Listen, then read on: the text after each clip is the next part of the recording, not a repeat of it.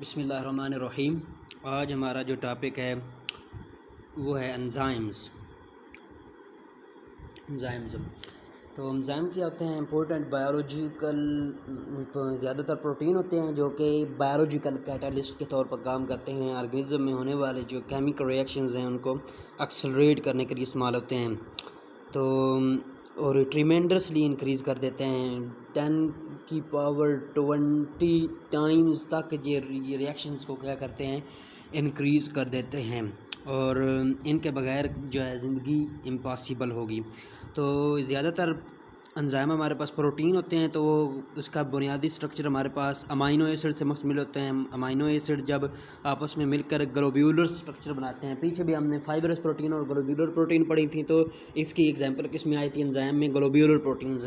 तो globular structure बनाती हैं। और एंजाइम की एक्टिविटी जो है वो स्मॉल एक उसकी जो कंपोनेंट पार्ट होता है उसका, उस पर रिस्ट्रिक्टेड होती है, इसको एक्टिव साइट हम कहते हैं। बाकी सारा ग्लोब्यूलर स्ट्रक्चर होता है वो मेंटेन रखता है एंजाइम के स्ट्रक्चर को। और स्मॉल जगह पे एक्टिव साइट पे इसकी एक्टिव साइट पे जहाँ पे चार्ज बीरिंग साइट होती है वहाँ पे इसकी क्या होती है, एक्टिविटी। और यहाँ पे आके सबस्ट्रेट अटैच होता है और प्रोडक्ट में कन्वर्टेड हो जाता है। तो कुछ एंजाइम जो हैं बिल्कुल प्रोटीन होते हैं जिनको को फैक्टर्स की कोई ज़रूरत नहीं होती, नॉन प्रोटीन पार्ट की। जैसे हमारे पास पेप्सिन है, उसमें पेप्टाइड की चेन्स ही होती हैं, कोई हमारे पास को फैक्टर की ज़रूरत नहीं होती है। पेप्टाइडोग्लाइकिन में इजाफी पेप्टाइड चेन्स होती हैं, और जब वो उसको एक्टिवेट करना होता है तो क्या होता है, कन्वर्ट करके पेप्टाइड चेन्स को हटाया जाता है, तो पेप्सिन्स। और कुछ को हमारे पास कुछ को नॉन प्रोटीन पार्ट की ज़रूरत होती है, और नॉन प्रोटीन पार्ट को हम क्या कहते हैं? को फैक्टर्स। को फैक्टर क्या करता है? ये एंजाइम और ये कोफैक्टर और ये सबस्ट्रेट और एंजाइम के दरमियान ये एक ब्रिज का काम कर रहा है। और बाज़ औक़ात केमिकल रिएक्शन में क्या करता है, मदद करता है और केमिकल एनर्जी परफॉर्म करता है और कंट्रीब्यूट करता है कभी कभी डायरेक्टली हमारे पास ये केमिकल रिएक्शन में। तो आगे कोफैक्टर के मुख्तलिफ़ किस्म की टाइप्स पढ़ते हैं। तो इनऑर्गेनिक आयंस पर मुश्तमिल हो अगर डिटैचेबल कोफैक्टर हो, और इनऑर्गेनिक आयन पर मुश्तमिल हो magnesium, iron, copper, zinc etc, तो उसको हम कहते हैं एक्टिवेटर्स। तो एक्टिवेटर मतलब डिटैच, मतलब परमानेंटली का एंजाइम के साथ ये अटैच नहीं रहेगा, और जब को फैक्टर अटैच होगा तब ये अटैच होगा, और बाद में क्या होगा, ये उतर जाएगा। और इसी तरह डिटैचेबल को फैक्टर अगर हमारे पास कोई न्यूक्लियोटाइड वगैरह हो तो वो कि उसको हम क्या कहते हैं, को एंजाइम्स। जैसे NAD हमारे पास इसकी एग्जांपल, FAD हमारे पास इसकी एग्जांपल। और इस तरह अगर नॉन प्रोटीन पार्ट कोविलेंटली बॉन्डेड हो, स्ट्रांगली बॉन्डेड हो, तो उसको प्रोस्थेटिक ग्रुप कहते हैं। इसकी एग्जांपल में पोरफायरिन रिंग आ जाता है, इधर तो नहीं है लेकिन फेडरल बोर्ड में इसकी जो है ना इस किस्म की एग्जांपल्स दी हुई हैं। तो इसकी प्रॉपर्टी क्या होती है, ये क्या होता है कि ये कोएंजाइम्स रिलेट करते हैं क्लोजली विटामिन से, और विटामिन्स भी एंजाइम की तरह काम करते हैं। स्मॉल अमाउंट की इनकी ज़रूरत होती है और दोबारा इनको क्या कर लिया जाता है, ये हम इनको इस्तेमाल कर सकते हैं। आगे एंजाइम्स हमारे पास अगर इसके पास टोटल अपना फंक्शनल ग्रुप, ये एंजाइम भी मौजूद है, को फैक्टर भी मौजूद है, तो एंजाइम प्रॉपर क्या करेगा, फंक्शन परफॉर्म करेगा। तो इसको हम क्या कहेंगे, होलो एंजाइम। होलो मतलब कंप्लीट एंजाइम अपना ये फंक्शन परफॉर्म करेगा। अब वो एंजाइम जिसको को फैक्टर की ज़रूरत है और उसके पास को फैक्टर मौजूद नहीं है, तो उसको ओपन एंजाइम कहेंगे, वो अपना फंक्शन अच्छे तरीके से परफॉर्म नहीं कर सकेगा। आगे साइट ऑफ एंजाइम का देखते हैं कि एंजाइम ज़्यादातर हमारे पास कहाँ पाए जाते हैं। एंजाइम वहाँ पर पाए जाते हैं, ये कुछ एंजाइम साइटोप्लाज्म में हल होते हैं, लेकिन ज़्यादातर एंजाइम वहाँ उस जगह पे पाए जाते हैं जहाँ इनकी साइट होती है, एक्ट करने की साइट होती है। मिसाल के तौर पर रेस्पिरेशन में पाए जाने वाले एंजाइम कहाँ पाए जाएंगे, माइटोकॉन्ड्रिया में, जो कि साइट है सेलुलर रेस्पिरेशन की, और ये उधर ही बनते हैं और उधर ही पाए जाते हैं। और जो फोटोसिंथेसिस में इम्पोर्टेंट होंगे वो हमारे पास क्लोरोप्लास्ट में पाए जाएंगे, और रेस्पिरेशन वाले माइटोकॉन्ड्रिया में पाए जाएंगे। और हमारे पास इस तरह जो प्रोटीन को बनाने वाले एंजाइम हैं, प्रोटीन की प्रोडक्शन को एक्सेलरेट करने वाले एंजाइम हैं, वो हमारे पास राइबोसोम के साथ पाए जाएंगे। नीचे अब इनकी करैक्टरिस्टिक्स को हम पढ़ते हैं। करैक्टरिस्टिक्स की इनकी अगर बात करें तो ग्लोब्यूलर प्रोटीन है, पढ़ चुके हैं हम पहले। Increase rate of rationing without them self used, मतलब रिएक्शन के एंड पे ये एंजाइम दोबारा हमें हासिल हो जाते हैं, मतलब ये यूज़ नहीं होते केमिकल रिएक्शन में, बस एक्सेलरेट करने के लिए इस्तेमाल होते हैं। फिजिकल कंडीशन चेंज हो सकती है इनकी, लेकिन एंजाइम केमिकली अनचेंज रहते हैं at the end of chemical reactions के बायोलॉजिकल रिएक्शंस। आगे इनके एंड प्रोडक्ट पे इनका कोई असर नहीं होता, बस एक्सेलरेट करते हैं रिएक्शन को। स्मॉल अमाउंट में इनकी ज़रूरत होती है और वेरी स्पेसिफिक होते हैं। सिंगल एंजाइम कैटालाइज्ड एक केमिकल रिएक्शन को परफॉर्म करता है या रिलेटेड रिएक्शन को परफॉर्म करता है। अगर वो स्ट्रिक्टली फॉलो करता है कि एक ही सबस्ट्रेट पर रिएक्ट उसने करना है, तो वो क्या कहेंगे, लॉक एंड की मॉडल को नॉन रेगुलेटरी एंजाइम्स जो फॉलो करते हैं, जैसे यूरिएज हमारे पास है, सुक्रेज है, वो अगर कुछ रिलेटेड केमिकल रिएक्शंस को एक्सेलरेट करते हैं, जैसे कार्बोनिक एनहाइड्रेज जो का बाइकार्बोनेट आयन की प्रोडक्शन कार्बोनिक एसिड की प्रोडक्शन में भी करता है और हेमोग्लोबिन के साथ ऑक्सीजन को भी अटैच करने में मदद करता है। कुछ को कोफैक्टर की ज़रूरत होती है जी, बिल्कुल होती है, और ज़्यादातर को ज़रूरत होती है, और एक्टिवेशन एनर्जी को कम करते हैं, जो मिनिमम अमाउंट ऑफ एनर्जी होता है केमिकल रिएक्शन के लिए। और इम्पोर्टेंट पॉइंट जो फेडरल में इसकी प्रॉपर्टी में इजाफी है, वो सिर्फ यही है कि ये वीवो ऑर्गेनिज्म के अंदर भी, और अगर एक्सट्रैक्ट कर ली जाए तो वीट्रो में भी ये एक्ट करते हैं। और पेप्सन और पेप्सिनोजिन, पेप्सन क्या होता है, एक्टिव एंजाइम होता है और ये हमारे मैदे की वाल्स को डाइजेस्ट करता है, और इसीलिए ज़्यादातर ये इनएक्टिव फॉर्म पेप्सिनोजिन में पाया जाता है। और जब हमारे पास प्रोटीन होती है तो HCl की मौजूदगी में ये पेप्सिनोजिन पेप्सन में कन्वर्ट हो जाता है। कुछ पेप्टाइड बॉन्ड, पेप्टाइड चेन्स जो हमें इससे रिमूव होती हैं, तो इसको कोफैक्टर की ज़रूरत नहीं होती है। ये इंपॉर्टेंट इसका MCQs है, और ये 2020 के MCAT में ये PMC ने जो लिया था उसमें आया हुआ था। अब मैकेनिज्म ऑफ एंजाइम एक्शंस, आगे इसकी एंजाइम की एक स्पेसिफिक शेप होती है, और स्पेसिफिक जो है सब प्रोडक्ट सबस्ट्रेट को ये क्या करता है, ट्रांसफॉर्म करता है। प्रोडक्ट में एंजाइम जो है उसकी एक्टिव साइट पे हमारे पास ये क्या होता है, सबस्ट्रेट अटैच हो जाता है, और मिलकर क्या बनाता है, एंजाइम सबस्ट्रेट कम्प्लेक्स। और उसके बाद हमारे पास क्या बनता है, एंजाइम सबस्ट्रेट कम्प्लेक्स, या ये एंजाइम और प्रोडक्ट बनता है, एंजाइम प्रोडक्ट कम्प्लेक्स। और एंजाइम प्रोडक्ट कम्प्लेक्स के बाद हमारे पास एंजाइम अलहदा हो जाता है, अनचेंज रह जाता है, और दूसरे रिएक्शन में हमारे पास यूज़ हो जाता है, और हमारे पास इधर ये प्रोडक्ट जो है काम आ जाती है, हमारे प्रोडक्ट बन जाती है। ये इसका मैकेनिज्म ऑफ एक्शन है। और एक्टिव साइट जो है चार्ज बियरिंग साइट होती है एंजाइम्स की, वो किस तरह बनती है, अमाइनो एसिड से बनती है ना। वो चार्ज बियरिंग साइट फेडरल के मुताबिक 3 से 12 अमाइनो एसिड पर मुश्तमिल हो सकती है हमारे पास। और वो ज़रूरी नहीं है कि अमाइनो एसिड्स एक जगह पे पाए जाए, वो एक जगह पे भी पाए जा सकते हैं। वो मतलब ये प्रोटीन की चेन है, ये इधर एक जगह पे भी हमारे पास वो अमाइनो एसिड पाए जाते हैं जहाँ पे एक्टिव साइट बननी है एंजाइम की, या फिर मुख्तलिफ़ जगहों पर भी ये पाए जाते हैं।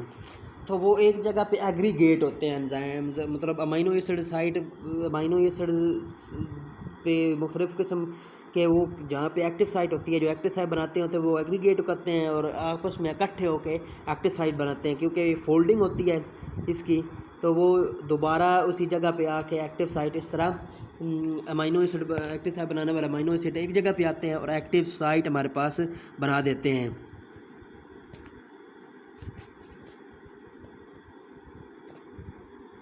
कॉइलिंग वगैरह से, बॉन्डिंग वगैरह से। ये फिर मैकेनिज्म ऑफ एंजाइम एक्शन दिखाया गया हमारे पास।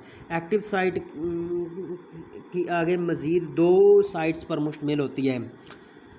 एक बाइंडिंग साइट, इसका काम क्या करता है, एंजाइम को सबस्ट्रेट जो आ रहा है उसको सबसे पहले तो रिकॉग्नाइज करेगा कि इसको मैंने उसको ट्रांसफॉर्म करना है प्रोडक्ट में या नहीं। फिर उसके बाद हमारे पास इसकी बाइंडिंग करवाती है। ये काम हो गया बाइंडिंग साइट का।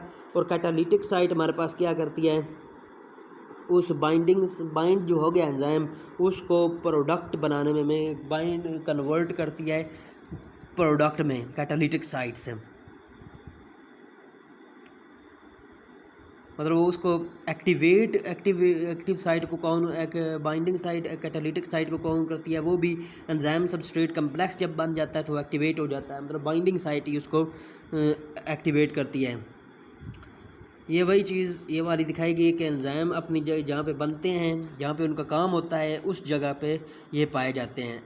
आगे मैकेनिज़्म ऑफ एंजाइम एक्शंस के बारे में हमारे पास जो मॉडल हैं तो उनकी हम बात करते हैं। मॉडल लॉक एंड की मॉडल एम एल फिशर ने 1890 में दिया था, मतलब ये और ये हमारे पास क्या है, एक्टिव साइट इसके मुताबिक एक रिजिड स्ट्रक्चर है और उसमें कोई चेंज नहीं आती, और एक स्पेसिफिक की जब स्पेसिफिक लॉक को ओपन करती है, इसी तरह एक एंजाइम जो की के तौर पर काम करता है और वो एक सबस्ट्रेट मतलब लॉक को ट्रांसफॉर्म करता है प्रोडक्ट में, तो उसमें कोई भी चेंज नहीं आती। जब कैटालाइसिस हो रही होती है तो उस दौरान, उसके बाद और उससे पहले भी कोई भी एंजाइम के स्ट्रक्चर में चेंज नहीं आती, वो रिजिड रहता है। तो ये क्या है, लॉक एंड की मॉडल्स। उसके बाद एमल फिशर के बाद रॉबर्ट कोशलैंड ने दिया था ये स्ट्रक्चर्स के एंजाइम जो है रिजिड नहीं है, वो मतलब जब उसके साथ सबस्ट्रेट अटैच होता है तो उसमें चेंजेस इंड्यूस होती हैं, जिसकी वजह से वो क्या होता है, वो उसमें चेंजेस आती हैं और चेंजेस आने की वजह से वो अपना फंक्शन क्या करता है, परफॉर्म करता है। और 1959 में ये दिया था चेंज इन स्ट्रक्चर मतलब चेंज हो जाता है स्ट्रक्चर, मतलब एक्टिव साइट और कोई रिजिड फॉर्म नहीं है। और इसके मुताबिक ये रेगुलेटरी एंजाइम फॉलो करते हैं और जो कि एक सबस्ट्रेट को स्ट्रिक्टली फॉलो नहीं करते, क्लोजली रिलेटेड सबस्ट्रेट को भी वो क्या करते हैं, ट्रांसफॉर्म कर देते हैं प्रोडक्ट में, जैसे कार्बोनिक एनहाइड्रेज। और नॉन रेगुलेटरी एंजाइम जो हैं वो लॉक एंड की मॉडल को फॉलो करते हैं, जैसे यूरिया की ही हमारे पास ब्रेक डाउन करेगा सुक्रेज, इसी तरह माल्टेज एंजाइम, ये सारे के सारे क्या हैं, लॉक एंड की मॉडल को फॉलो करने वाले एंजाइम हैं। और हमारे पास क्या हैं, ये नॉन रेगुलेटरी हैं।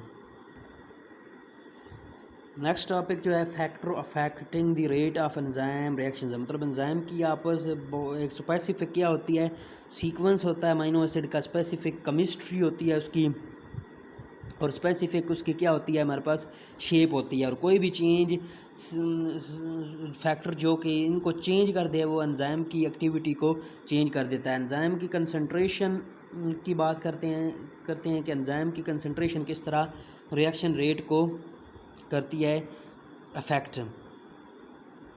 तो इसकी बात करें, एंजाइम अगर हमारे पास सबस्ट्रेट बहुत ज़्यादा क्वांटिटी में पाया जाता है, टेम्परेचर हमारे पास कांस्टेंट है और हमारे पास पीएच कांस्टेंट है और उसके लिए रिक्वायर्ड रेंज में है, तो हमारे पास एंजाइम की कंसंट्रेशन अगर हम बढ़ाएंगे तो वो सब रेट ऑफ केमिकल रिएक्शन हमारे पास क्या होगा, इंक्रीज़ करेगा, क्योंकि एक्टिव साइट्स वो क्या करेंगी, इंक्रीज़ होंगी। एक्टिव साइट का नंबर इंक्रीज़ होगा तो मोर एक्टिव साइट वो क्या करेंगे, सबस्ट्रेट को प्रोडक्ट में कन्वर्ट करने में मदद करेंगे। और अगर हमारे पास सबस्ट्रेट की कंसंट्रेशन इतनी, हम एंजाइम की कंसंट्रेशन बढ़ा देते हैं कि वो सबस्ट्रेट की कंसंट्रेशन के बराबर हो जाए, वहाँ पे एंजाइम का रेट मैक्सिमम हो जाएगा। अगर इसके साथ बाद में हम अगर एंजाइम की कंसंट्रेशन बढ़ाएंगे तो रिएक्शन का रेट हमारे पास इतना इंक्रीज़ नहीं होगा। ये भी पॉइंट फेडरल की बोर्ड बुक में लिखा हुआ है। इधर क्या होता है, एट कुछ रेट बाद हमारे पास क्या होगा, ये ऐसे डिपेंड नहीं करेगा। सबस्ट्रेट कंसंट्रेशन डिपेंड करती है अप्रिशिएबल अमाउंट ऑफ, हमारे पास अगर एंजाइम मौजूद है तो सबस्ट्रेट बढ़ाएंगे तो हमारे पास रेट ऑफ रिएक्शन क्या करेगा, बढ़ेगा। लेकिन अगर एंजाइम कांस्टेंट है और हम मुसलसल ही सबस्ट्रेट बढ़ाते जा रहे हैं तो एक वक्त आएगा कि फर्दर इंक्रीज जब हम करेंगे सबस्ट्रेट को तो वो क्या करेगा, रेट ऑफ रिएक्शन उसका नहीं बढ़ेगा वहाँ पे, क्योंकि एक्टिव साइट सारे एंजाइम्स की मुकम्मल तौर पर फेल अप हो जाएंगी और फर्दर जो है इंक्रीज़ करेंगे सबस्ट्रेट तो वो rate of chemical reaction increase नहीं होगा और इस प्रोसेस पॉइंट को हम क्या कहेंगे सैचुरेशन पॉइंट कहेंगे। मतलब ये जो दिखाया गया हमारे पास रेट ऑफ केमिकल रिएक्शन पहले इंक्रीज़ होता है लेकिन जब सैचुरेशन पॉइंट पर पहुंचता है सारे जब एक्टिव साइट ऑक्यूपाइड हो जाती हैं तो हमारे पास क्या होता है, एंजाइम का रिएक्शन का रेट कांस्टेंट हो जाता है मैक्सिमम पे पहुंचकर कांस्टेंट हो जाता है। आगे टेम्परेचर हमारे पास एक्टिवेशन एनर्जी देता है, हमारे पास काइनेटिक एनर्जी देता है और जब मूवमेंट ज़्यादा करेंगे सबस्ट्रेट के मालिक्यूल और एंजाइम के मालिक्यूल तो वो आपस में क्या करेंगे, ज़्यादा एक दूसरे के साथ रिएक्ट करेंगे। तो इस तरह टेम्परेचर के बढ़ाने से हमारे पास रेट ऑफ केमिकल रिएक्शंस क्या होता है, ज़्यादा होता है, लेकिन अप टू सर्टेन लिमिट्स। और वो टेम्परेचर जहाँ पे एंजाइम मैक्सिमम एक्टिविटी के साथ काम करता है वो क्या है, ऑप्टिमम टेम्परेचर उसको कहते हैं, जो कि 37 डिग्री सेंटीग्रेड ह्यूमन के लिए है, लेकिन जो हाइड्रोथर्मल वेंट्स में पाए जाने वाले बैक्टीरिया हैं उनका 70 डिग्री सेंटीग्रेड या इससे भी ज़्यादा हमारे पास ऑप्टिमम टेम्परेचर है। अगर उनका ऑप्टिमम टेम्परेचर अगर बात करें तो ये 37 है, तो उधर क्या है हमारे पास 70, मतलब ये 70 उनका ऑप्टिमम टेम्परेचर है उन बैक्टीरिया का। तो उन बैक्टीरिया को हम वाशर्स में इस्तेमाल करते हैं। ये सारे पॉइंट्स हम आगे फेडरल की बोर्ड में पढ़ेंगे, बुक में पढ़ेंगे, मतलब बल्कि नहीं पढ़ेंगे, हम इधर पढ़ दिए हैं तो उधर से फिर इजाफी बिल्कुल न्यू इन्फॉर्मेशन है वो हम पढ़ेंगे फेडरल की बुक से, और जो इससे रिलेट करती है वो इधर ही हम जो है ना कवर अप करते हुए चले जाएंगे। लेकिन अगर हम ज़्यादा टेम्परेचर को बढ़ा दें ऑप्टिमम टेम्परेचर से ज़्यादा तो हमारे पास क्या होता है, एंजाइम्स के मॉलिक्यूल भी वाइब्रेट करना शुरू कर देते हैं और स्पेसिफिक स्ट्रक्चर जो एंजाइम है वो क्या हो जाता है, डीनेचर हो जाता है। ज़्यादा टेम्परेचर बढ़ाने से कि एंजाइम की क्या हो जाती है, ग्लोब्यूलर स्ट्रक्चर जो है एंजाइम एक्टिविटी के लिए वो डीनेचर हो जाता है, क्योंकि उनकी वाइब्रेशन भी ज़्यादा हो जाती है थर्मल एनर्जी से। अगर हम टेम्परेचर कम कर दें तो एंजाइम जो है एक्टिविटी कम होना शुरू हो जाती है और वो टेम्परेचर एक आता है जहाँ पे एंजाइम इनएक्टिवेट हो जाते हैं। एक बात याद रखें कि लो टेम्परेचर पर एंजाइम इनएक्टिवेट होते हैं, डीनेचर नहीं होते हैं। अगर हम टेम्परेचर दोबारा ज़्यादा करें तो वो दोबारा फंक्शनल हो जाते हैं। अगर एक दफ़ा डीनेचर हो गया तो फिर दोबारा टेम्परेचर कम करने से भी वो फंक्शनल नहीं होगा। और एक और बात ज़हन में रखें, वो टेम्परेचर जहाँ पे एंजाइम हमारे पास डीनेचर हो जाता है तो वो टेम्परेचर, उस टेम्परेचर को हम कहते हैं मैक्सिमम टेम्परेचर। फेडरल की बोर्ड बुक का ये कंसेप्ट है। और मिनिमम टेम्परेचर जहाँ पे एंजाइम वर्क करना शुरू करता है और फिर आगे उसकी जो है स्पीड बढ़ती चली जाती है और ऑप्टिमम टेम्परेचर पे मैक्सिमम हो जाती है। जहाँ पे वो काम करना शुरू कर देता है उसको हम मिनिमम टेम्परेचर कहते हैं। ये मिनिमम टेम्परेचर और मैक्सिमम टेम्परेचर भी इम्पोर्टेंट है। अब हम पीएच की बात करेंगे। पीएच भी उसी तरह ऑप्टिमम पीएच पे हर एंजाइम क्या करता है, मैक्सिमम परफॉर्म करता है, लेकिन ये नैरो रेंज में अफेक्ट करती हैं। आप पीएच बहुत थोड़ी चेंज भी एंजाइम की एक्टिविटी को क्या कर देगी, ब्लॉक कर देगी, डीनेचर कर देगी और एंजाइम का स्ट्रक्चर को तबाह कर देगी। चेंज और स्लाइड चेंज हमारे पास होती है। स्लाइड चेंज क्या होती है, अमीनो एसिड एक्टिव साइट और सबस्ट्रेट की जो है ना आयोनाइजेशन को ये अफेक्ट करती है। आयनिक बॉन्ड को ये क्या करती है, अफेक्ट करती है। Ionization of amino acid at active site, amino acid जो एक्टिव साइट है एंजाइम की उस पर आयोनाइजेशन चेंज होती है और एक्टिव साइट पे जिसने लगना होता है सबस्ट्रेट उसकी आयोनाइजेशन चेंज होती है। तो इसमें क्या होता है, रिटार्डेड एंजाइम की एक्टिविटी हमारे पास रिटार्ड हो जाती है या ब्लॉक हो जाती है कम्प्लीटली। आगे एक्सट्रीम चेंज की बात करें तो ब्रेक कर देती है एंजाइम और डीनेचर कर देती है एंजाइम को। और मुख्तलिफ़ किस्म के एंजाइम के लिए पीएच के ऑप्टिमम पीएच मुख्तलिफ होती है, ज़्यादातर 6 से 8 होती है, लेकिन इसमें कई किस्म की आगे हमारे पास एक्सेप्शंस भी पाई जाती हैं। जैसे पेप्सिन की बात करें, हमारे पास जो प्रोटीन डाइजेस्टिंग एंजाइम है तो उसकी ऑप्टिमम पीएच 2 है, और सुक्रेज की 3.5, एंटीरोकाइनेज की 5.5, सलाइवरी एनामाइलेज की 6.8, मतलब ये हमारे पास एसिडिक कैटेगरी में आ गए,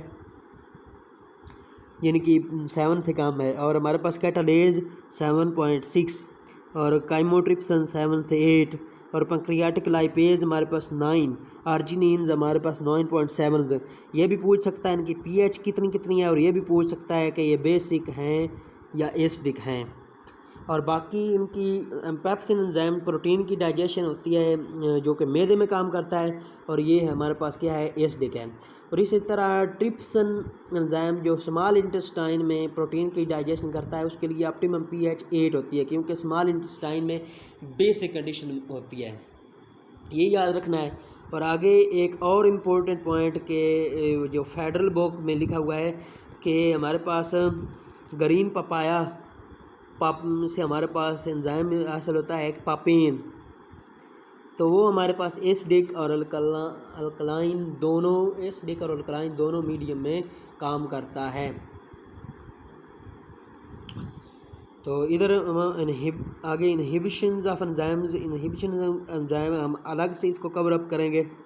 अब हम फेडरल्स के वो टॉपिक डिस्कस करेंगे जो कि इन टॉपिक्स में हैं, लेकिन हमने पंजाब टेक्स्ट बुक में एक तो उसको डिस्कस नहीं किया, और पंजाब टेक्स्ट बुक बोर्ड को पढ़ते हुए जो हमने फेडरल के पॉइंट डिस्कस किए हैं उनमें उनको हमने डिस्कस नहीं किया।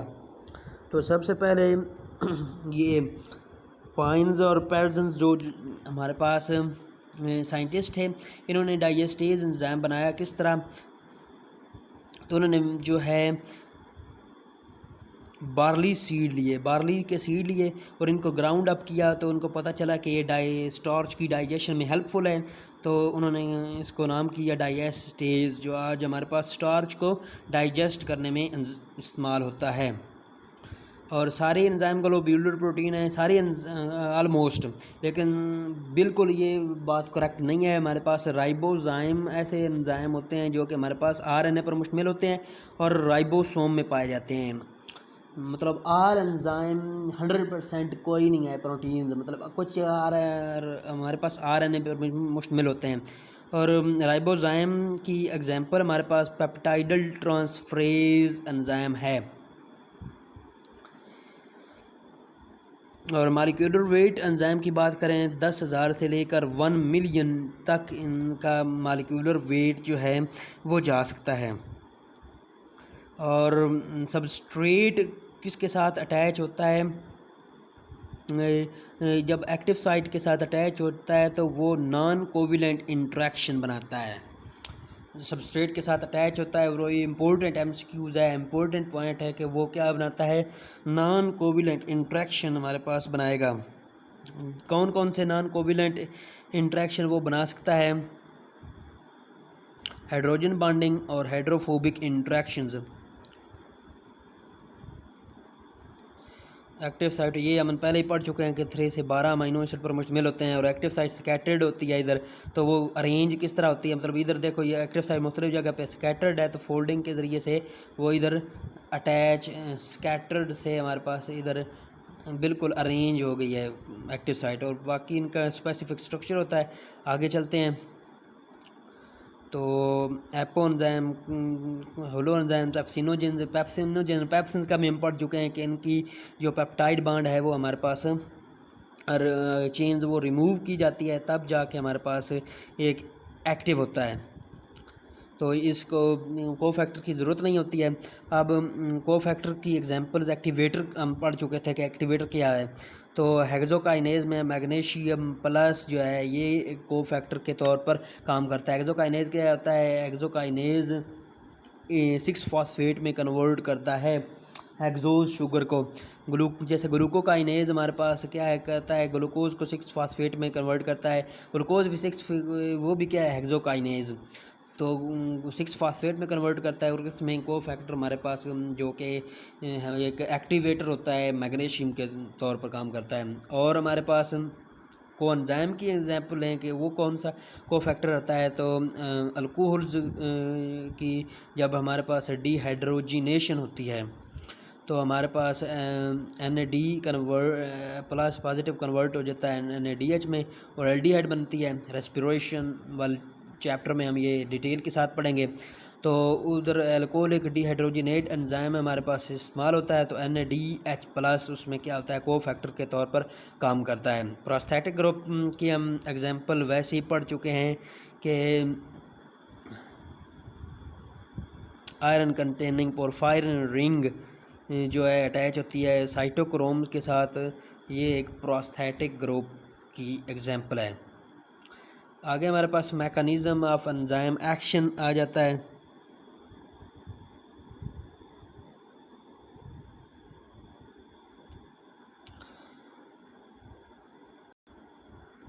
एक और पॉइंट्स जो है डिस्कस करना है, एल्डोलेज की जो एक्टिव साइट होती है वो किन अमीनो एसिड पर मुश्तमिल होती है, ग्लाइसिन पर मुश्तमिल होती है, हिस्टिडीन पर और एलानिन पर मुश्तमिल होती है। ग्लाइसिन, हिस्टिडीन और एलानिन पर मुश्तमिल होती है। इस तरह 3 से 12 तक हमारे पास ये अमीनो एसिड इनमें पाए जाते हैं। अगर मैकेनिज़्म ऑफ एंजाइम एक्शन की बात करते हैं तो enzyme substrate complex, enzyme product complex, enzyme और प्रोडक्ट, और ये इंडिपेंडेंटली रहता है। तो इसमें क्या होता है, एंजाइम्स जो एक्टिव साइट में चेंजेस करता है, तो एक्टिव साइट के अंदर जो है चेंज सिस्टम जो है कंडीशन जो है वो चेंज कर देता है, pH, वाटर कंसनट्रेशन, जिसकी वजह से हमारे पास रिएक्शंस मोर लाइकली होता है। अगर इसकी एग्जांपल की बात करें तो substrate is to be split, मतलब जहाँ पे हमारे पास हमने सबस्ट्रेट को तोड़ना है तो हमारे पास बॉन्ड में स्ट्रेचिंग होती है, तो स्ट्रेचिंग की वजह से हमारे पास उसके टूटने में क्या होती है, आसानी होती है। आगे मॉडल की बात करते हैं, लॉक एंड की मॉडल और इंड्यूस्ड फिट मॉडल। हम जो पीछे पढ़ चुके हैं वही चीज़ें हैं, जिसमें चंद एक जो है उसमें एग्जांपल्स हैं। वो एंजाइम जो सिर्फ अपने ही सबस्ट्रेट को एक्टिवेट करता है, किसी और सबस्ट्रेट को ट्रांसफॉर्म नहीं करता प्रोडक्ट में, तो उसको क्या कहते हैं, हमारे पास नॉन रेगुलेटरी एंजाइम्स जो फॉलो करते हैं लॉक एंड की मॉडल को, जो हम पीछे ही डिस्कस कर चुके हैं, सुक्रेज, माल्टेज, यूरिएज, और इसको अब सोल्यूट स्पेसिफिसिटी कहते हैं। और रॉबर्ट कोशलैंड ने जो दिया था कि एंजाइम जब अटैच होता है एक्टिव साइट के साथ ये इधर, तो उसमें चेंजेस करता है, इंड्यूस करता है चेंजेस, और चेंजेस के ज़रिए से उसका अपना फंक्शन परफॉर्म होता है, और फिर एंड पे आके दोबारा जब प्रोडक्ट उससे निकलती है तो दोबारा एंजाइम अपना स्ट्रक्चर उसी तरह का बना लेता है जिस तरह का वो पहले होता है। तो इसकी एग्जांपल की बात करें तो कार्बोनिक एनहाइड्रेज है, जो कि इसको रेगुलेटरी एंजाइम भी कहते हैं और एलोस्ट्रीडिक एंजाइम भी कहते हैं, जो हमारे पास रॉबर्ट कोशलैंड के इंड्यूस्ड फिट मॉडल को क्या करते हैं, फॉलो करते हैं। तो इसकी एग्जांपल कार्बोनिक एसिड जो हमारे पास कार्बोक्सी हीमोग्लोबिन भी बनाने में मदद करता है, कार्बोनिक एसिड बनाने में भी मदद करता है, और बाइकार्बोनेट आयन बनाने में भी हमारे पास मदद करता है। फिर एक्टिवेशन एनर्जी हमारे सब्जेक्ट में शामिल नहीं है, मिनिमम अमाउंट ऑफ एनर्जी होती है जो कि रिएक्शन के लिए। और अब हम आगे पढ़ते हैं टेम्परेचर का।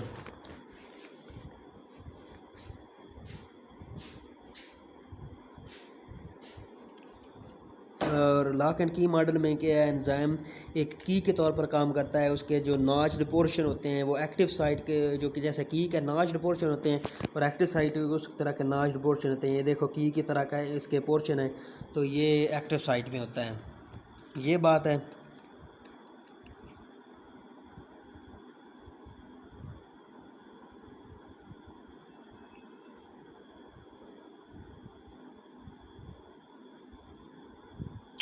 और आगे टेम्परेचर जो अफेक्ट करता है हमारे पास, पहला फैक्टर वो क्या आ जाता है, टेम्परेचर।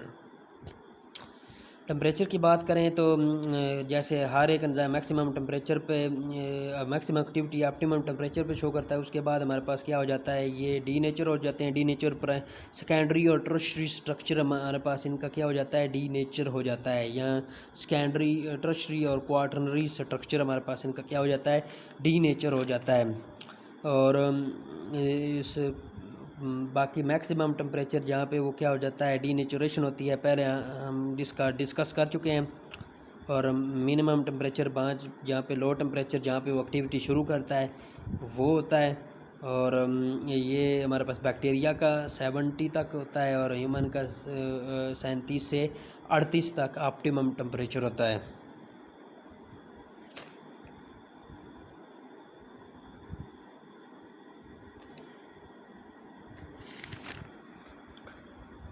आगे हम बात करते हैं पीएच की।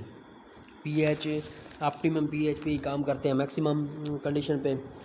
और अमाइनो एसिड पे चार्ज जो है ना, बेसिक एसिडिक और बेसिक ग्रुप पे जो चार्ज होता है अमाइनो एसिड का, उसको क्या करती है, पीएच अफेक्ट करती है। और टर्शरी और क्वाटरनरी स्ट्रक्चर को क्या करती है, अफेक्ट करती है। मोस्ट एंजाइम की पीएच हमारे पास ऑप्टिमम पीएच 6 से 8 होती है। लेकिन इसमें कई किस्म के हमारे पास एक्सेप्शन आ जाती हैं जो कि हम पहले पढ़ चुके हैं। पपाइन जो है कि पपाया से हासिल होता है, हमारे पास एक अल्कलाइन और एसिडिक मीडियम में काम करता है। पेप्सिन 2 पीएच होती है इसकी, और ट्रिप्सिन की 8 पीएच होती है ऑप्टिमम पीएच। और ये क्या करता है, ये pH extreme slight change in pH cause ionization of amino acid of the enzyme, therefore they become inactive temporarily. मतलब टेम्पोरेरीली के पीएच अगर स्लाइटली चेंज हो तो वो टेम्पोरेरीली चेंज करती है एंजाइम के स्ट्रक्चर को। And on the other hand, the extreme change in the optimum pH alter the ionic charges of acidic and basic group of amino acid, therefore disrupt the ionic bonding। ये ionic bonding को disrupt करती है, उसको denature करती है enzyme को। तो pH भी होगी हमारे पास